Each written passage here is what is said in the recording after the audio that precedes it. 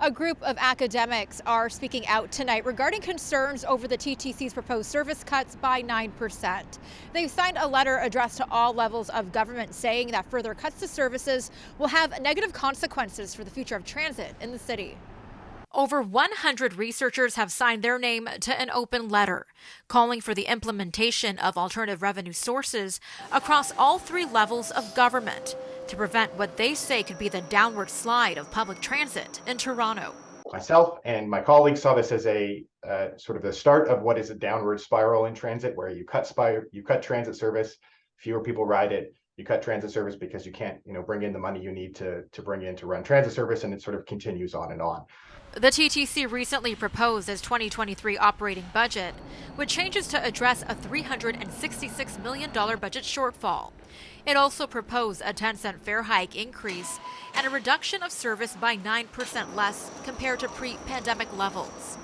The letter states several consequences of inaction, from economic and climate impacts to undermined housing and equity goals. It creates the situation where you have huge service cuts, and that's very inequitable. There's people who need to get to destinations that can't necessarily afford to use a car, or don't want to use a car, or can't use a car.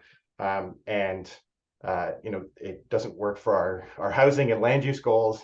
We are depriving sections of our population who are oftentimes the most marginalized groups of population from participating in their daily necessities of life. Researchers from various post-secondary institutions have offered up long-term solutions, from a commercial parking levy to increasing the amount of existing gasoline tax revenue dedicated to public transit, to establishing a dedicated funding program for public transit operations, similar to Ontario's dedicated funding from Public Transit Act.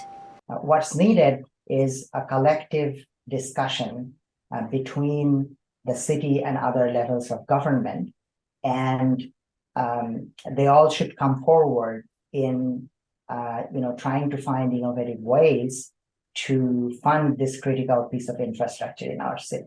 Public transit is really a backbone, is a lifeblood of a city, and we can't start letting that fall away. In response to the proposed service cuts, along with violent incidents on the TTC, a town hall on public transit will be held tomorrow night, both in person and online at Centennial College. Nakhavoly, City News.